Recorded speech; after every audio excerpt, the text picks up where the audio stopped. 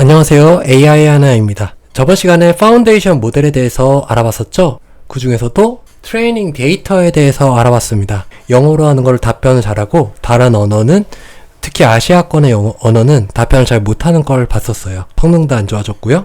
그리고 도메인에 따라서 일반적인 질문은 다 답변을 했지만 되게 상세한 역할을 하기 위해서는 새로 모델을 만들거나 파인 튜닝을 거쳐야 되는 것도 봤습니다. 그리고 두 번째 이제 프리트레이닝 과정에 있어서 아키텍처를 봤는데 저희 시퀀스 투 시퀀스 아키텍처를 봤었고 트랜스포머 아키텍처를 봤었죠. 그리고 모델 사이즈에 따라서 트레이닝의 데이터량이 어떻게 돼야 되는지도 한번 살펴봤습니다. 그럼 오늘 이 시간은 이 포스트 트레이닝 쪽을 알아보려고 합니다. 슈퍼바이즈드 파인 튜닝하고 레인포스먼트 러닝을 통해서 그 인간이 피드백을 주고 보상을 주는 거에 따라서 모델이 어떻게 바뀌었고 이게 성능을 어떻게 개선했는지에 대해서 알아보려고 하고요. 이렇게 개발된 모델을 잘 쓰기 위해서 하는 노력들에 대해서 알아보고자 합니다. 사전 훈련을 해서 일단 어떤 아키텍처를 썼고 어떤 걸로 바꿀지에 대해서 이렇게 따져봤는데요. 근데 이걸 하기 전에 저희 트랜스포머 모델에 대해서만 알아봤는데 지금 이런 모델도 있습니다. 맘바 모델이라고 기본적으로 SSH 강화학습에서 이 스테이트 노드별로 첫 번째 단계에서 두 번째로 갈 때 플러스 되는 결과를 나왔을 때 보상을 줘가지고 스테이트로 저장을 해주고 마이너스가 되는 결과 이동을 했을 때는 스테이트 결과물을 줘서 얘가 더 올바른 방향으로 길을 찾게끔 만들어주는 걸 강화학습이라고 하거든요. 그거랑 비슷한 방식으로 스테이트 스페이스 모델이라고 해서 이 시스템 상태를 벡터로 표현하고 이 타임 시리즈에 따라서 이걸 이 단계별로 이 진행되는 거에 따라서 특정 규칙에 따라서 변화할 수 있게끔 만들어주는 모델을 SSM 모델이라고 하는데 이거의 대표적인 방식이 이제 맘바라고 하는데 맘바의 아키텍처는 뭐 이렇게 생겼고요. 이 정규화 과정을 거쳐서 맘바 하나 거치고 정규화 거치고 맘바 거치고 여기에서 여기로 이어질 수 있게끔 이렇게 만들어주는 이런 것들을 이제 맘바 모델이라고 하는데 여기서는 어텐션을 붙였던 게 트랜스폼 모델이라면 여기서 그 스테이츠를 붙인 이 모델을 맘바 레이어라고 합니다. 그리고 여기에도 아까 말씀드렸던 모델 오브 엑스퍼트 아까 미스트랄에서 나왔었죠. 이거를 붙여가지고 만들어준 맘바 MOE 레이어로 구성된 이런 모델도 있고요. 그리고 이 맘바와 트랜스포머를 혼합해서 중간중간 맘바 MOE를 넣어주고 이 트랜스포머를 넣어줘서 속도뿐만 아니고 이 짧은 거리의 의존성을 이렇게 포착하면서 이거를 개선해주는 이런 잠바 블럭도 있다. 요 정도 알아주고 넘어가면 좋을 것 같습니다. 포스트 트레이닝에 대해서 한번 볼 겁니다. 오픈AI, 구글 이런 애들이 학습을 해서 결과물을 뽑아냈는데 결과물이 만족스럽지가 않은 거예요. 그래서 얘를 한 번 더 가공해서 뿌려야 되겠다. 그래서 데이터를 좀 더 가공해가지고 최적화를 해주기 위한 과정으로 한 번 더 학습을 시켜줍니다. Supervised Fine Tuning, SFT라고 하는데 좀 더 고품질의 데이터, 옵티마이즈드 된 데이터를 하는데 이걸로 미세 조정해서 용도에 맞게 최적화를 해줍니다. 이것뿐만 아니고 여기로 나온 결과가 또 마음에 안 들어서 남아공에 몇만 명의 사람들을 알바로 고용을 해서 답변이 만족스러운지 아닌지 선택을 해줘. 이렇게 해가지고 만족스러운 답변을 뽑아냅니다. RLHF, Human Reinforcement Training, 인간 피드백을 활용한 강화학습으로 보면 되고요. Direct Preference Optimization, 직접적으로 이제 선호도에 따라서 계산을 하는 이런 것도 이제 라마2에서는 RLHF까지 사용을 했는데 라마3에서는 DPO 방식으로 이렇게 했고 그리고 AI의 피드백, 사람이 하나하나 피드백을 주기에는 너무 비용도 많이 들고 하다 보니 AI 피드백을 줄 수 있게끔 완전 자동화를 해서 강화학습을 시켜주는 요거를 이제 클러드, 엔트로픽사에서 클러드를 적용할 때 일부 적용을 했다고 합니다. 파인 튜닝의 과정, 제가 방금 말씀드렸던 것처럼 로우 퀄리티 데이터가 들어와서 슈퍼바이즈드 프리트레이닝 되고 프리트레인드 데이터를 다시 한번 여기에 정교화된 데몬스트레이트 데이션을 가져와서 얘로 한 번 더 학습을 시킨 게 SFT 모델이라고 하고 이거를 다시 사람한테 던져서 비교 데이터를 가지고 얘를 분류를 해가지고 리워드 모델을 준 게 그 강화학습을 통해서 프롬프트를 던졌을 때 파이널 모델로 이렇게 가게끔 되는 요 구조로 해서 나온 게 GPT-4o, 소넷 이런 애들도 이런 식으로 해서 나오게 되는 거죠. 그래서 슈퍼바이즈드 파인 튜닝은 옵티마이즈드 된 데이터를 데몬스트레이션 데이터를 어떻게 뽑아내느냐 이런 식으로 문제가 주어졌을 때 다듬어진 답지를 만들어 주는 겁니다. 저품질 데이터가 아니고 데몬스트레이션 데이터를 이렇게 학습을 시킨다. SFT를 만든 다음에는 선호도를 이제 미세 조정을 합니다. 어떤 종류의 대화로 해야 되는지 모델한테 얘는 가르치지를 않잖아요. 그래서 이런 것들을 이제 좀 답변을 하지 말아야 될 거라든지 윤리적인 에틱 규정을 둬가지고 이런 RLHF 방식으로 휴먼 피드백 방식으로 얘를 학습을 시키게 됩니다.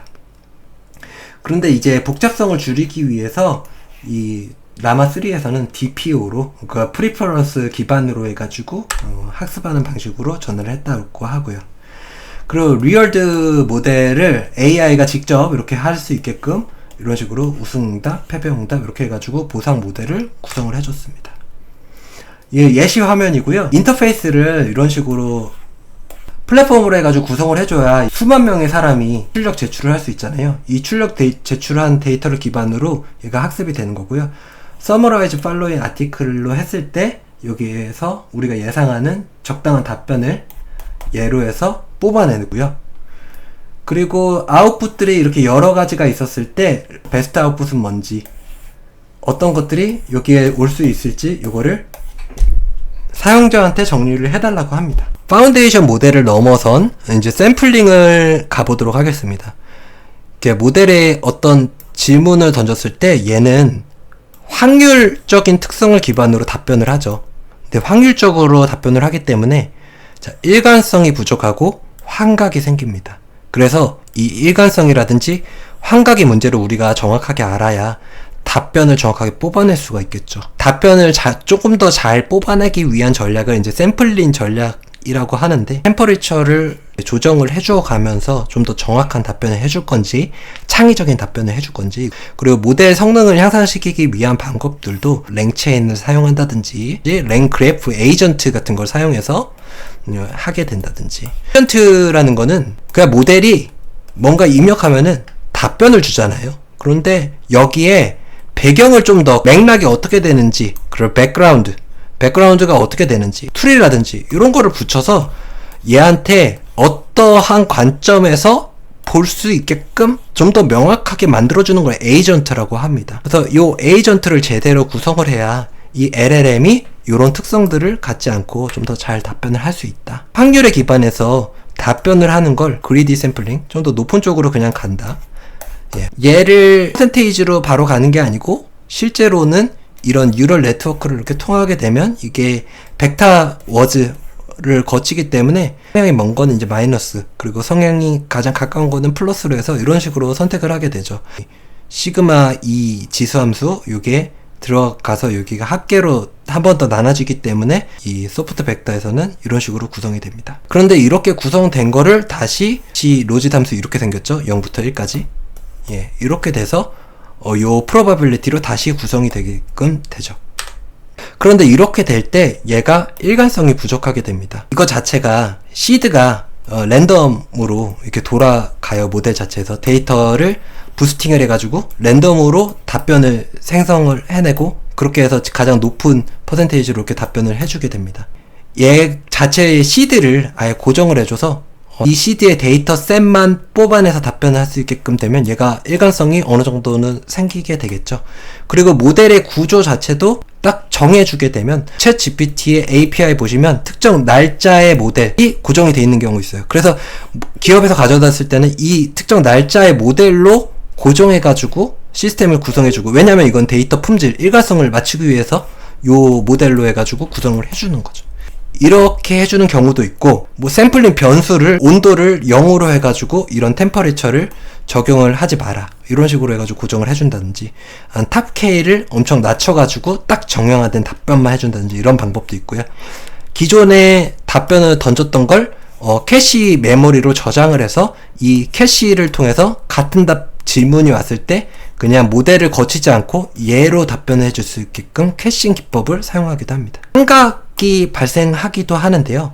실제로 이제 한 법률 회사가 챗GPT를 사용해서 소송 자료를 준비하던 환각 현상을 인지하지 못해서 벌금을 부과받은 사례가 있다고 합니다. 인마인드사에서 얘기를 하는 건 내부 지식과 라벨러의 불일치로 생긴다고 합니다. 라벨이 된 데이터 자체로 대답을 하게끔 훈련이 되어 있는데, 라벨러가 이 모델이 학습하지 않은 지식을 사용할 경우에는 얘는 환각을 발생을 시키는 거예요. 아까 고양이 문제 같은 게 이제 그런 거죠. 주어진 데이터가 생성된 데이터를 구분을 기본적으로 하지 못해서 이런 환각이 발생을 합니다. 지금 딱 주어진 데이터는 요건데 A, B, C인데 학습된 건지 착각을 하는 거죠. 뭐 구분이 따로 안 돼 있으니까. 그래서 환각이 발생하기도 합니다. 이걸 어떤 식으로 개선을 해주냐, 이걸 프롬프트를 쓰거나 컨텍스트를 써서 딱 어떤 범위 내에서만 구성해줘.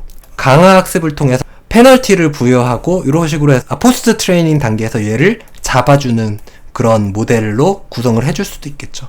아니면 검증을 해서 얘가 원하는 답변이 나오기 전에는 아웃풋으로 보내지 않는 에이전트를 통해서 얘를 조정을 해줄 수도 있습니다. 샘플링 전략인데요. 이거는 아까 말씀드렸던 그 템퍼레이처, 탑 K, 탑 P 이런 거가 이제 샘플링 전략. 이 파라미터를 외삽으로 어떤 걸 넣어줘서 얘를 샘플링 전략을 쓸 건지.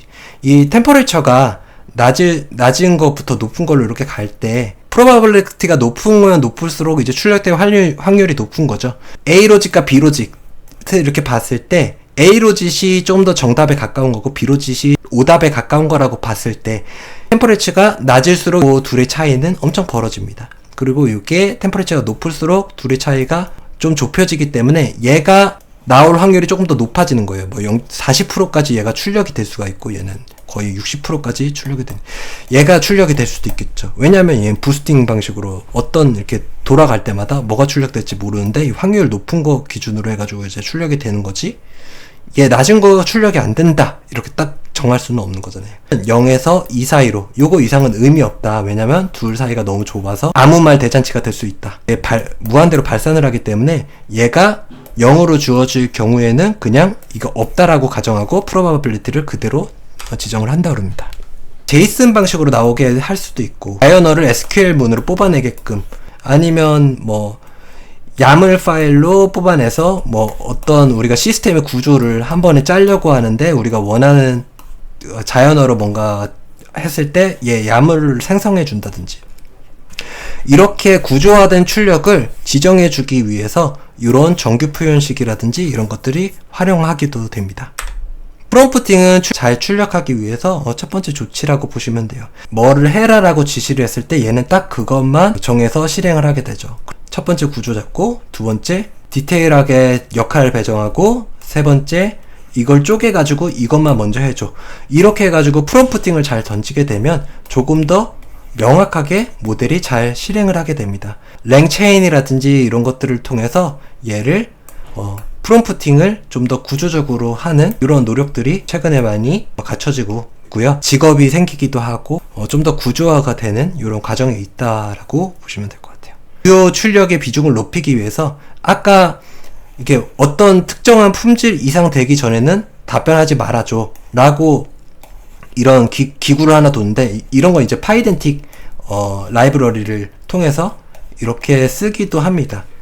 그리고 그런 과정들에 있어서 이걸 에이전트로 만들어줘가지고 이 순서를 지정을 해가지고 이렇게 하기도 하는데, 이제 이런 것들도 프롬프팅의 요소 중에 하나라고 보시면 될 것 같습니다. 포스트 프로그레스 후처리는 간단하고 저렴하지만 효과가 좋습니다. 예를 들어서 저희가 이제 아웃풋을 지정을 해줬어요. 그래서 아웃풋으로 이렇게 나오는데 자꾸 괄호가 출력이 되지 않고 나오는 거예요. 그러면 이 괄호를 출력하는 걸 툴로 붙여가지고 함수를 짜서 툴로 붙여서 괄호를 지정하는 걸 만들어줬어요. 그렇게 했더니 성공할 확률이 이렇게 높아진다. 이게 바로 포스트 프로세스의 예제입니다. 제한된 샘플링.